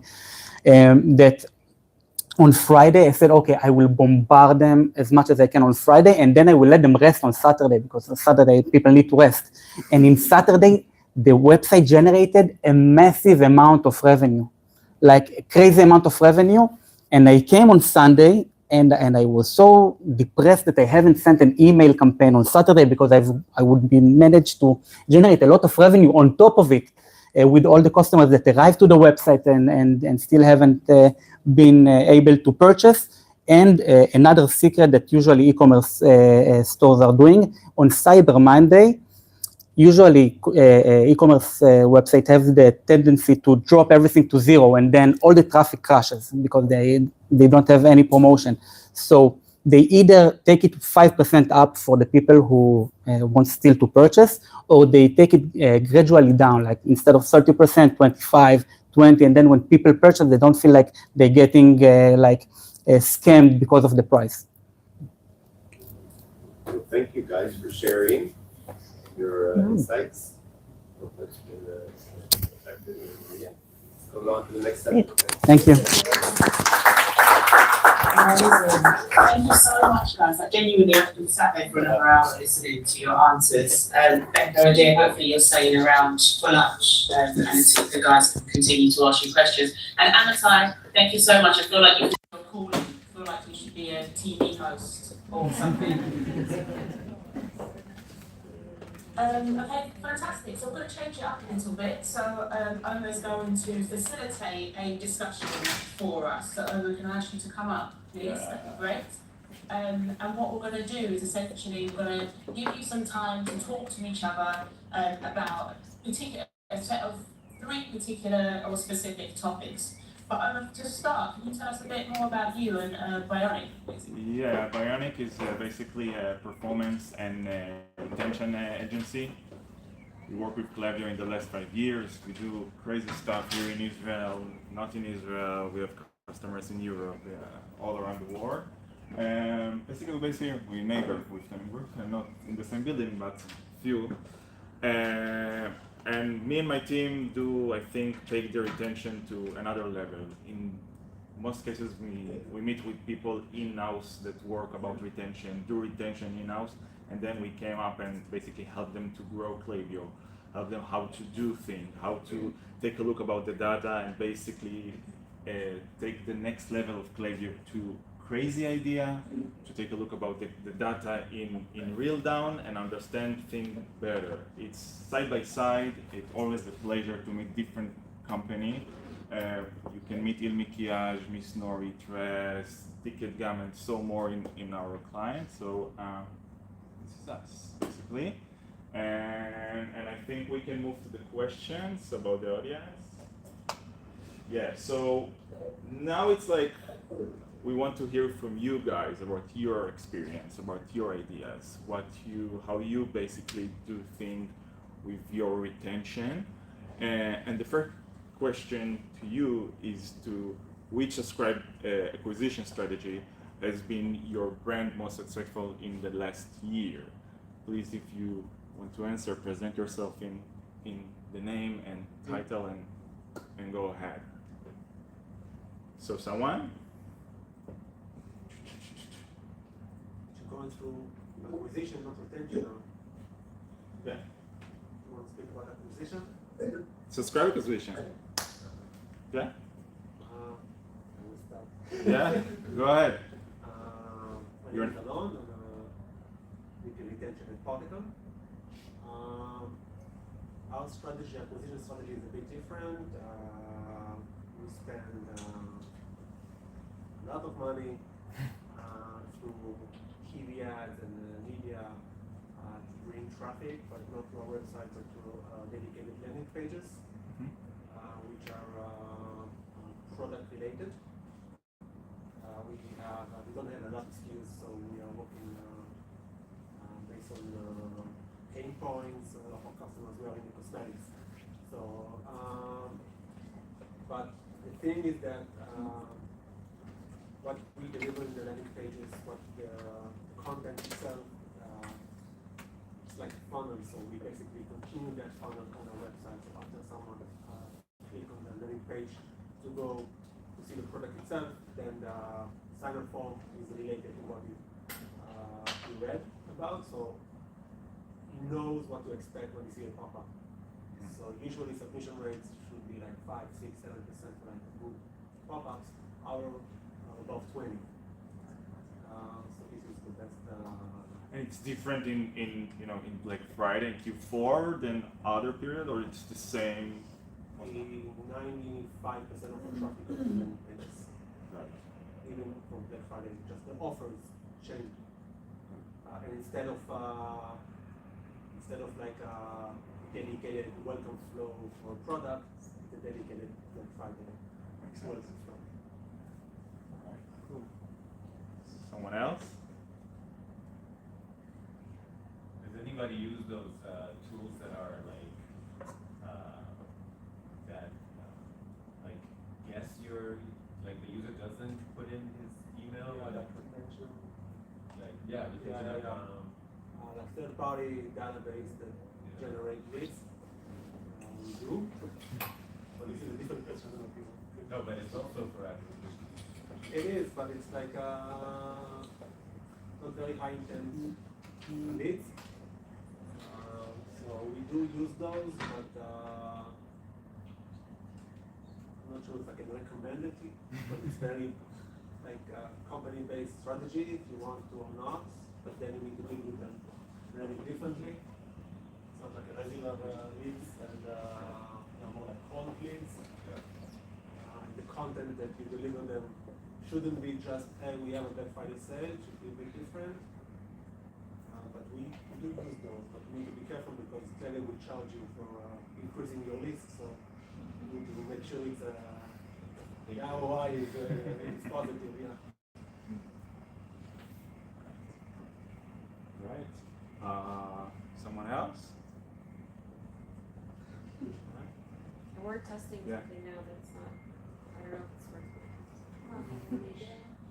We're testing like a second pop-up on site, so we have our regular first pop-up, and then like fourth or fifth page that the customer goes to, we have a quiz, and then we give them $30 for answering it for purchases over $100, and we ask them questions about like, who they're purchasing for, are they purchasing for themselves, for someone else, what's the occasion, because we're a personalized jewelry brand, right? So a lot of people are purchasing for someone, so what's the occasion that they're purchasing for, what they're interested in purchasing, and we have seen like, I think if our pop-up brings like about 3.2% complete this form, when people see it, this form, it's about like 8%, but we're still like, it's still like in testing phase, so we're seeing how it goes.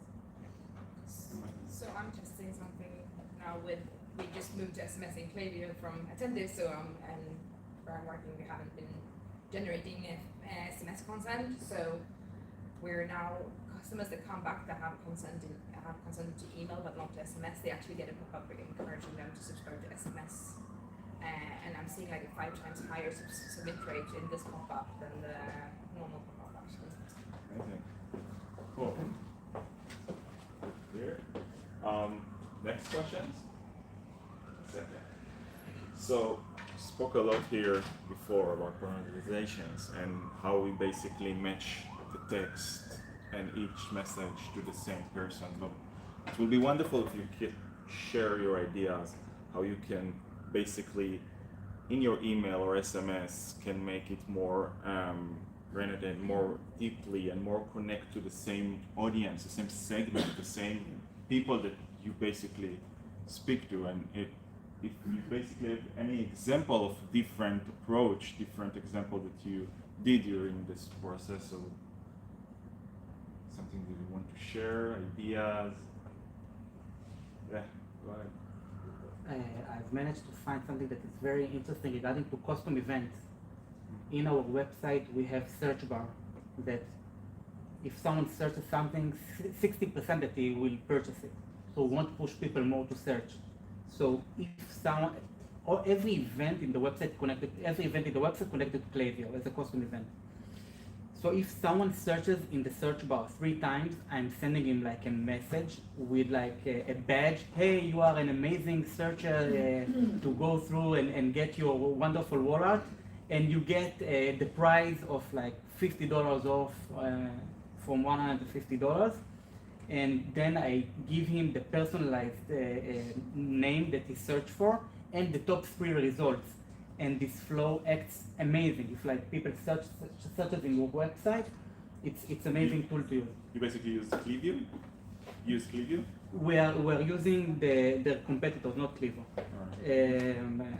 Because they do the same basically. They basically have the I forgot the name of the search bar, but it's their competitor. It's great. I think a lot of brands like use the search. Not a lot basically, but there is when basically brand use it. It's like you can see different flow, different approach, and I agree. It's like because we have over like 100K SKUs, so it's hard for me to be dedicated to specific SKU. So this kind of like search gives me the opportunity to touch the person specifically. Yeah.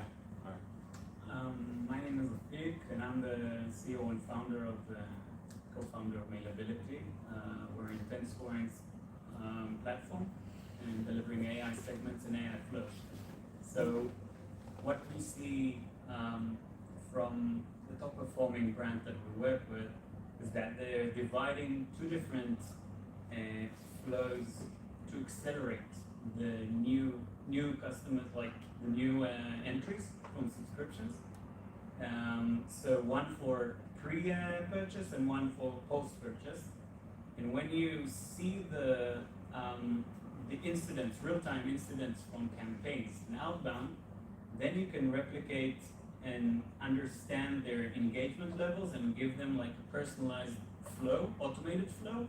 So you push all the attention to an automated process while the campaigns are showing their potential. And then you can identify, you can tag their ideas, like what they want. So let's say a personalized product or personalized pay. And then you highlighting a few branches of their engagement, high engagement levels, and then you intelligently accelerate their conversion rate, like their time to buy. And especially in Black Friday, Cyber Monday, that's an indicator where you can uplift your VIP lists and segments, and then into the following year, let's say 2026, then you'll have much more engaged customers and much more potential out of that, hype of Black Friday with all the promotions.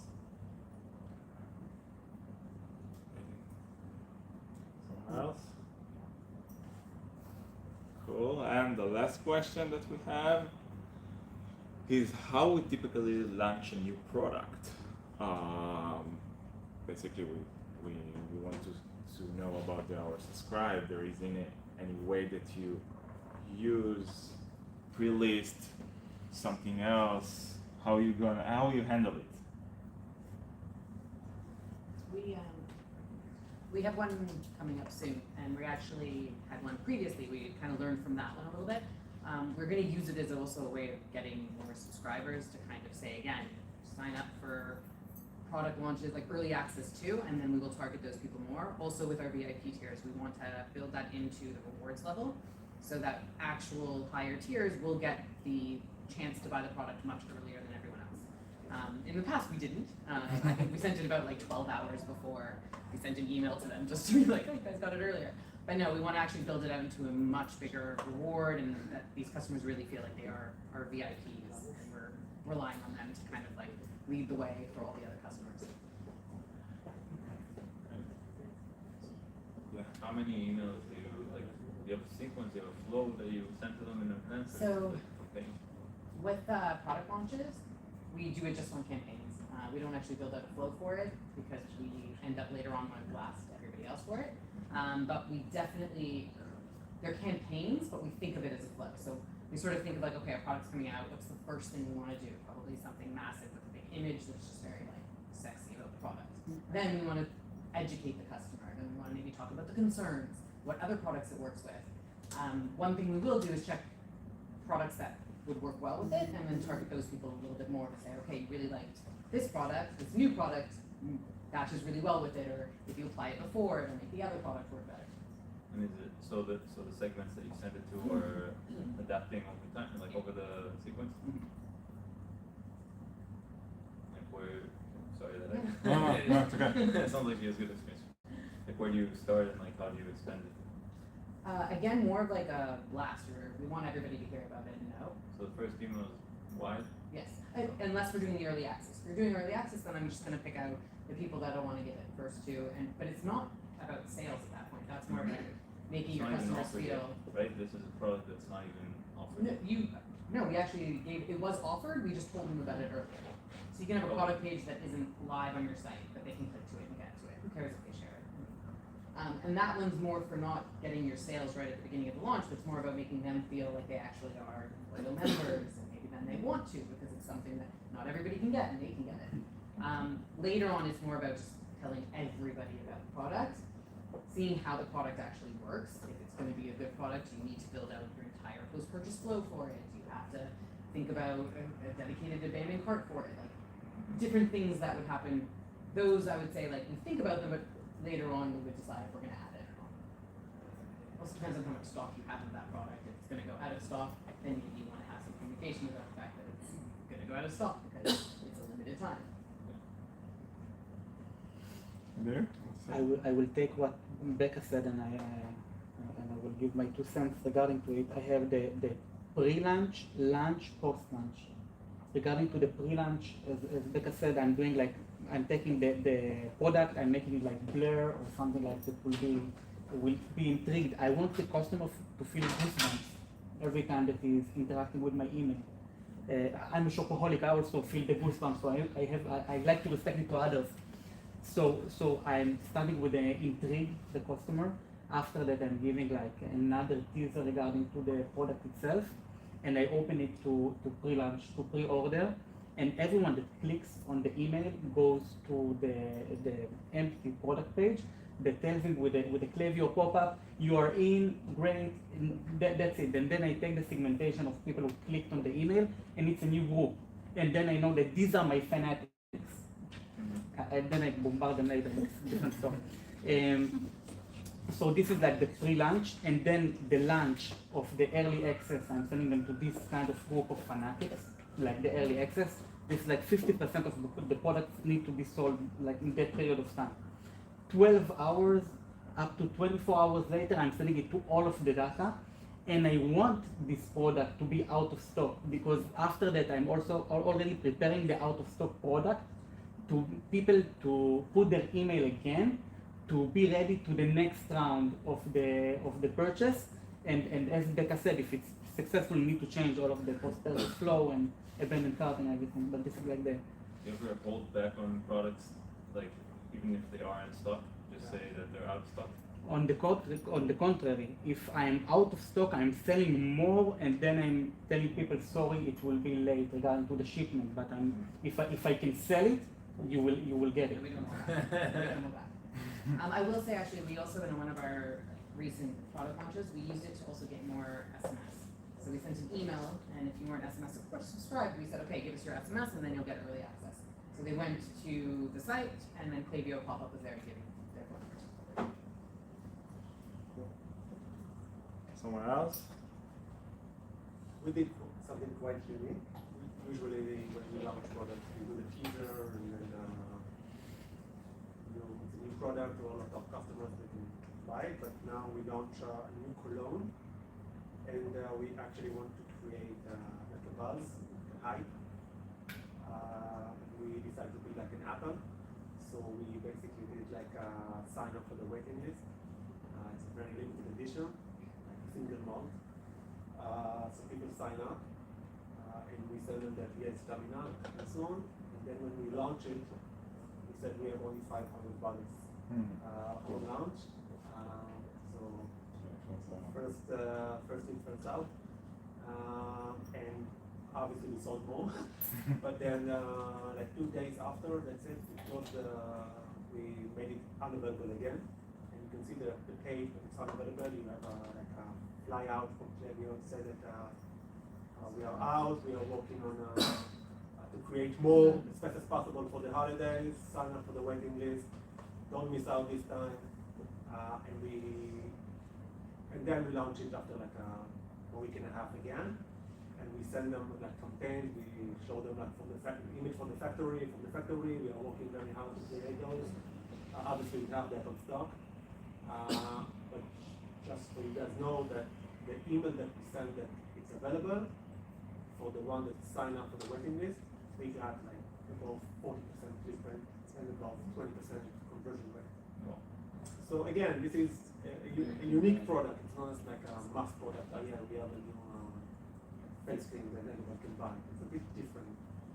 It's interesting because, you know, I'm familiar with one of my clients that decided to close his website and then ask from who want to enter and purchase the new product, need to sign up, and then you will get the password to enter. But don't show them the price, by the way. Don't show them how much it's going to cost. Yeah, definitely. Yeah. How long do you lock it for before? 12 hours. And then, yeah, agree. You can do it to the Black Friday as well if you prefer. Other one, let's say I have another example that decided to shut down the website and say, sorry, it was crazy. So then you have the opportunity to send a few emails during like 5 hours. Just excuse that everything like shut down. So it's different. I agree. I love, this idea of like crazy and we actually had my customers approaching us with the customer service and said that, oh yeah, they sent me an email that it's out of stock, but I managed to buy it before it went out of stock, and it was like, yeah, I scammed the system. It's the same with coupons that are outdated. Yeah, I managed to use always leave them coupon. one day. Yeah, we do for like 3 days, just so customer service. If we don't leave it for more time, customer service is like so many emails. cool. So I think that's it for now, right? I'm not. Yeah, amazing. Thank you so much, Thank you. Anna, and thank you to all of you who shared to have further discussions, share more strategies, maybe over lunch, or if you're connecting in another way, maybe in the next few days. Okay, so we have the lovely Severin who's joined us at Klaviyo, so I'll hand over to her to introduce herself in a second. But we've spoken a lot about AI. Now we thought it would be good to kind of close out the day with a bit of a deep dive. So think of this as like a masterclass, how you can take some of our AI capabilities and put them into practice. So Severin will talk you through kind of what's available, how to use it, some use cases. Think of her as your expert, your AI expert. So I'll hand over to you, Severin, to introduce yourself and then take over. Great, hello everyone, it's lovely to meet you all. Just give me one quick second.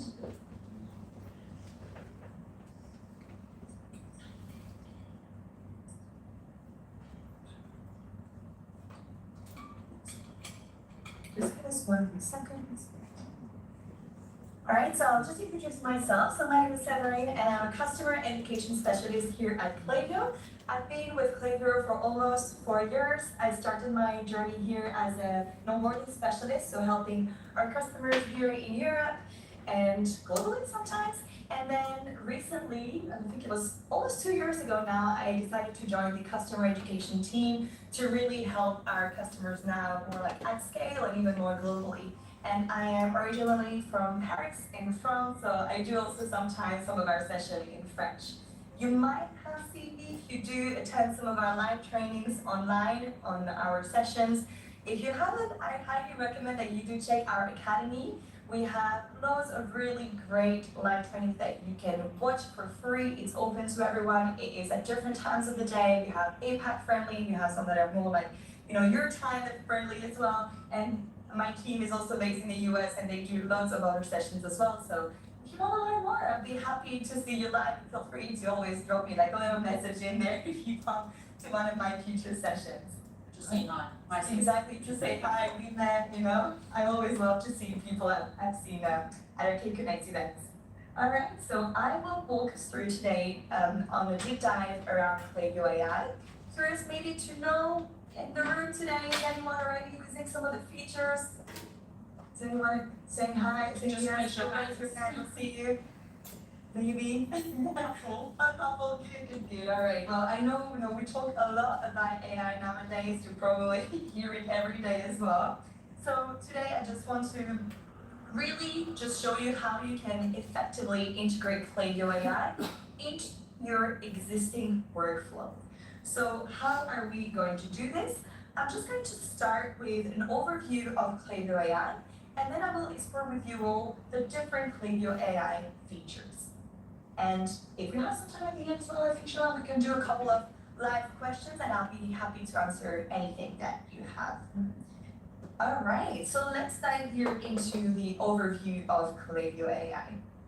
So here, the goal of Klaviyo AI is really to set you up for success, but also to build, towards a more successful future for you and your brand. And Klaviyo AI really does this by making your workflows smarter, but of course also more efficient. And as a business owner or as you work in the marketing team, you may be very busy, of course, and you probably have a very long things to do. I do personally. And so here, Klaviyo AI is going to help you save time on all these day-to-day tasks that you can really do faster with AI and then solve, focusing more on solving those more impactful problems that you have in your business. So there are today 4 different Klaviyo AI features that we're going to explore. Let's go through them. So first, we're going to start with Segments AI. Then we'll move on to Email AI. Here, I know that, instead of spending hours on building new emails and segments from scratch, I really just want you to use these 2 features so you can, really reduce your build time. And then I'll take you on a journey to explore the predictive analytics feature, and then we'll also look at the forms display optimization. Now, there's just a couple of things that I would like to tell you about these, just a couple of requirements to keep in mind. The very first one is that most of these features are only available if you have a paid Klaviyo account, which I'm pretty sure most of you today have. If you don't, maybe it is, the moment to upgrade. But of course, when we say paid account, it starts from, the plan at $20. So that's fine. Now, in addition, for the predictive analytics section, we have just here some requirements around order history. So for example, here, you will need at least 500 place order and 180 days of order history to use that feature. I think that makes sense. We just need, of course, a bit of data here to be able to use that. Now, for the full display optimization, you will need at least 400,000 profiles to use the form display optimization feature. Again, here we do need quite a bit of data to be able to do these optimizations. So this is a good feature maybe to use for views here today that have either a big brand or a really big list of profiles. So I'll touch on these in a couple of slides. So let's go now and explore those features. So to go through these features, I actually love to do a bit of storytelling, and I'm going to do that by using our fictive Klaviyo brand here, Beantown Coffee. We do love our coffee here at Klaviyo. So here, Beantown Coffee is a little cozy coffee shop in London, but they are actually doing so well that they are expanding globally.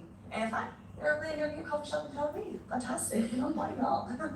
So Beantown is all about reinventing their daily coffee fix, and they are really mixing tradition with new ideas. Right now, their goal is to get to know their customers better so they can really send them more personalized messages. Now, they have recently heard about Klaviyo AI, and I do really think it could be a really great tool for nurturing customer relationship in a more efficient way. So we're going to dive here into this AI feature and see how it's going to help Beantown Coffee. So currently, Beantown has a handful of marketing goals that Klaviyo AI can help them accomplish. First, what they really want to do is keep the coffee conversation strong with their customers.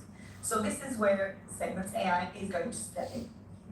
And for you, Segments AI can really help your business build unique audiences so you can really send those personalized communications. So for Beantown customers here, it will really feel like Beantown Coffee is speaking directly to them. So we already know that segmentation is an extremely powerful way to dynamically group profiles in Klaviyo. However, I do understand that sometimes it can be a bit of a challenge to really here determine, which segment to create, but also how to create it. I've worked onboarding with customers and they're like, Sabrina, I don't know, I have so many ideas in my head that I don't know how to retranscript this into a segment. So here, the Segments AI is really here to make that segment building process easier. So on the right-hand side of my screen, you can see here a visual of what Segments AI looks in Klaviyo. So you will see this when you go and click on Create a Segment, you will see here, it's always in purple in Klaviyo, anything that is related to AI. You'll have a little, create a segment using AI. And here, so it's just going to tell you, you can type in your segment description in the box, and then Segments AI will here, strive to create the appropriate segment based on that description you're given. So how can you here ensure that we are utilizing Segments AI to its fullest? So there's a couple of best practices that I'm going to go through with you all today to just make sure that you are successful. The very first one is to use plain English to describe your segments.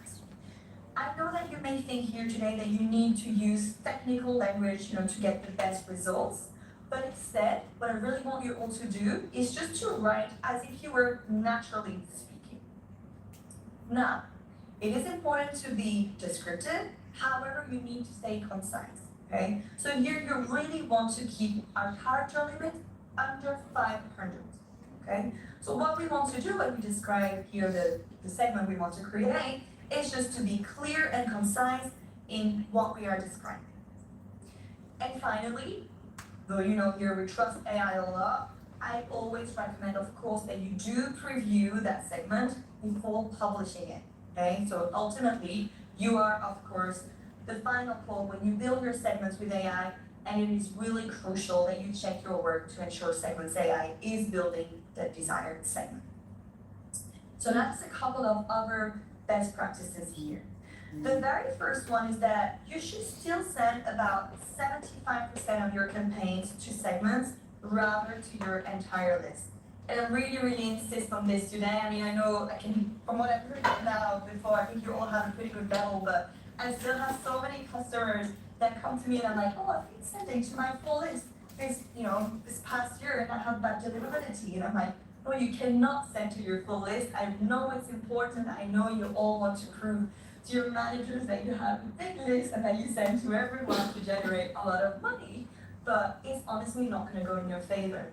Especially now, if you are doing Black Friday, Cyber Monday, please really only send to engaged segments in the next couple of weeks. So you're really, again, warming up towards Black Friday, Cyber Monday, and you get the best deliverability possible. Always think, quality over quantity. We literally just had this discussion in the panel. Perfect, that's great. I think it's always important to insist on that one. So here, what you really want to aim at is to use at least 8 unique segments per month. For telling you 8 unique segments, you can think of course, your engaged segment. So that can be your engaged 30 days, and you can maybe go up to 90 days. But that can be your VIP. That could be your repeat purchasers. Anything here about customer that you want to target. If you don't really know how to create it, just describe it in the segments, Segments AI, and it'll create it for you. So here, as you might understand, the beauty of Segments AI is that it can really help you reach these goals by quickly identifying and creating new segments. So now that we're clear on on these Segments AI best practices, I'm just going to show you just a few concrete examples on how to use that.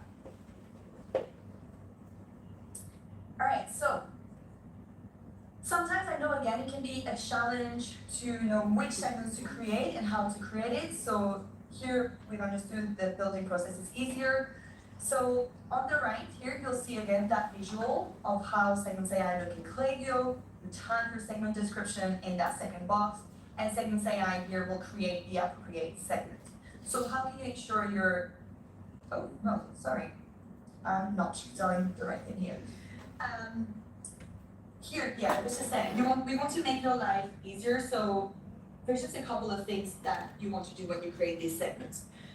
So the very first thing is just, again, if you're unsure of what to do, what segments, what criteria to use, it's also going to help you brainstorm some ideas.